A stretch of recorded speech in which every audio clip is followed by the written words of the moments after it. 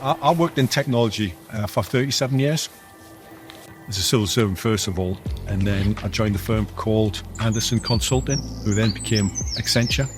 And my first assignment was at London Stock Exchange. So I worked for 5 years at the London Stock Exchange. And then Accenture opened up an office in Newcastle. I was asked if I would like to move up there. So I put the house up for sale in Sevenoaks and sold it within 24 hours, and I was back in the northeast of England. So I had a really successful career in technology. The one job I always wanted to be, a head gardener in a walled garden, and that's where we are here now. That's the thing about never giving up on your dreams. So, you know, I'm approaching my 68th birthday, and I've now got my dream job.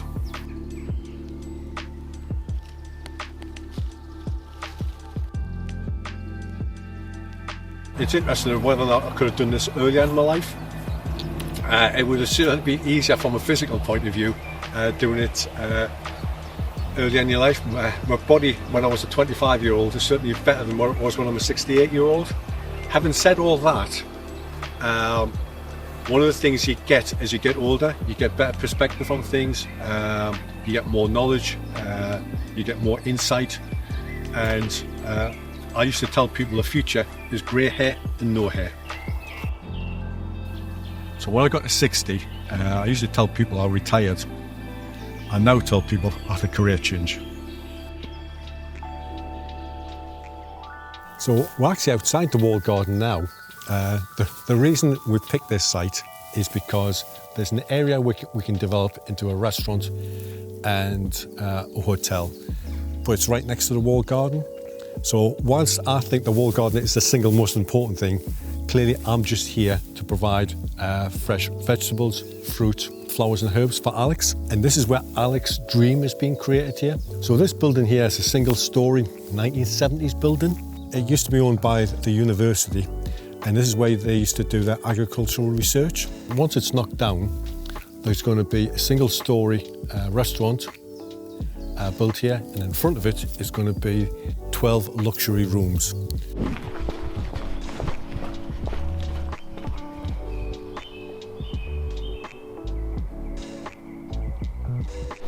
Sounded good, Bob. Yes, actually. I was a phone call to say we've got plant permission. So we've waited months for this. I mean, this is a project that we started 18 months ago when we first started looking for a property. We found this place 13 months ago.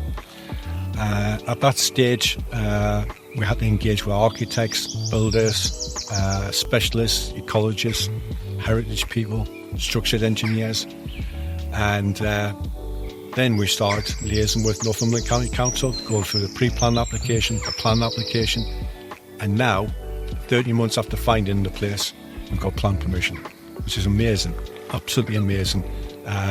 It means we've got certainty about the project. It means that the builders can get onto site and start working. It means the stuff that I've been doing on the garden is all positive. The restaurant itself will not open until another 2 years, so we've got 2 years to get the garden as perfect as we possibly can do. So I'll be growing stuff just meters away. I'll be bringing the vegetables, the fruit, the herbs to Alex, and as I say, he's going to be meters away. So when people used to talk about food miles, we're replacing food miles by food meters. As I say, that's where the restaurant's going to go, but this next bit is where the luxury rooms are going to be, and they'll face on to this area here.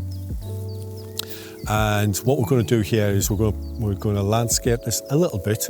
We're trying to leave it as natural as possible. We'll plant trees that are natural to Northumberland, but we're in amongst that we'll probably plant some more fruit trees. So we'll plant some trees around here. We've got an area in the middle there which is quite a damp area. You can tell it's damp because you can see the yellow flowers. They're creeping buttercups, and whenever you have creeping buttercups, it tends to be a fairly wet area. So there's an area there which will create a sort of natural area for the water to go to stay. And what we want to do is we'll probably plant some trees and bushes to take away the harshness of that fence. But you can see it's a beautiful area. The diners who stop overnight will be able to look onto this. And this is south facing as well. So, you know, in the afternoon, this is going to be brilliant. We'll create sections in here where the diners, the people who are stopping overnight, go and sit, have afternoon tea, that type of thing.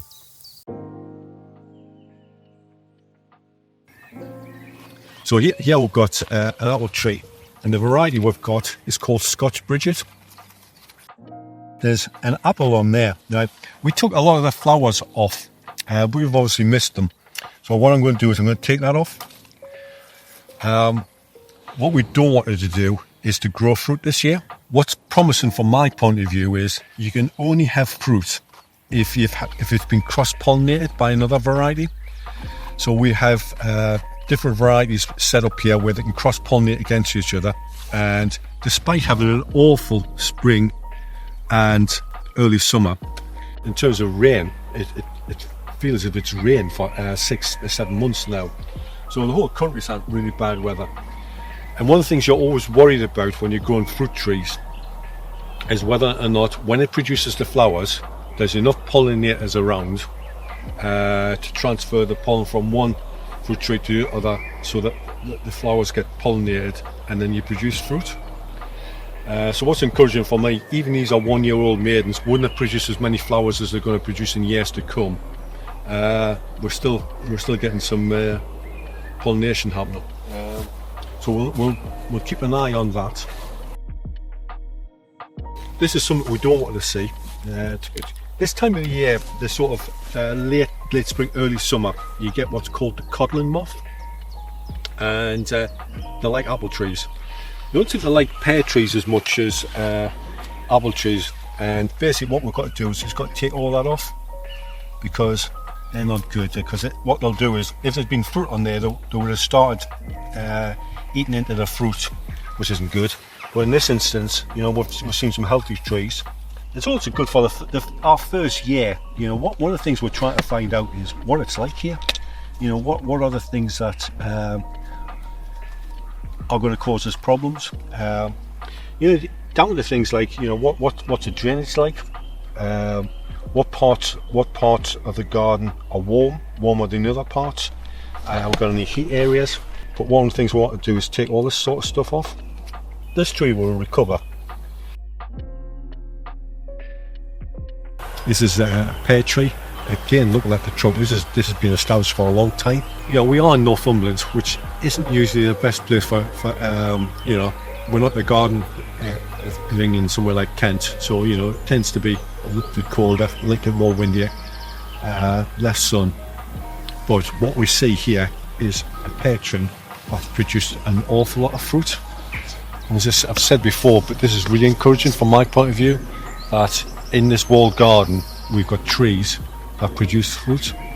That shows that there's been some pollination going on, despite the fact that we've had an awful spring and early summer, which really augurs well for the 202 fruit trees that we've planted.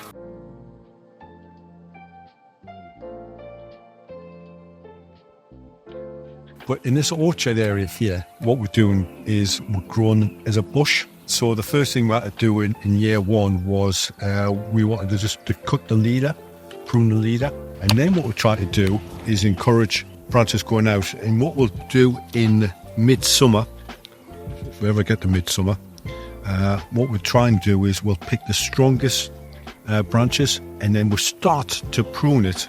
So this is how we want the tree to look like in years to come. Again, really happy with the trees that we've got on the orchard side. Just like the trees we've got against the wall, these are grown really, really well. We've got greengage, plum, dams and cherry, and each one of them all looks really, really healthy. Nice growth. You know, that's a cherry tree, and you know it's got different leaves on it. We got these in later than the rest of them in the orchard. Again, they're grown really well. We've got a broken leaf. What's happened there? That will have been caused by one of two things. Potentially, it would have been caused by wind, unlikely. What's more likely to happen is a bird has rested on there and snapped it. So I'll have to go and get myself a pair of secateurs and have a nice clean cut. When we got these were 1 year old maidens. So this come almost like a stick. And you can see already that whereas on the cordon type we prioritise height, on the bush side what we're trying to do is we want to try to grow it out. So we're looking for lateral growth here, and in years to come, you know, these trees will be exactly what you want them to look like.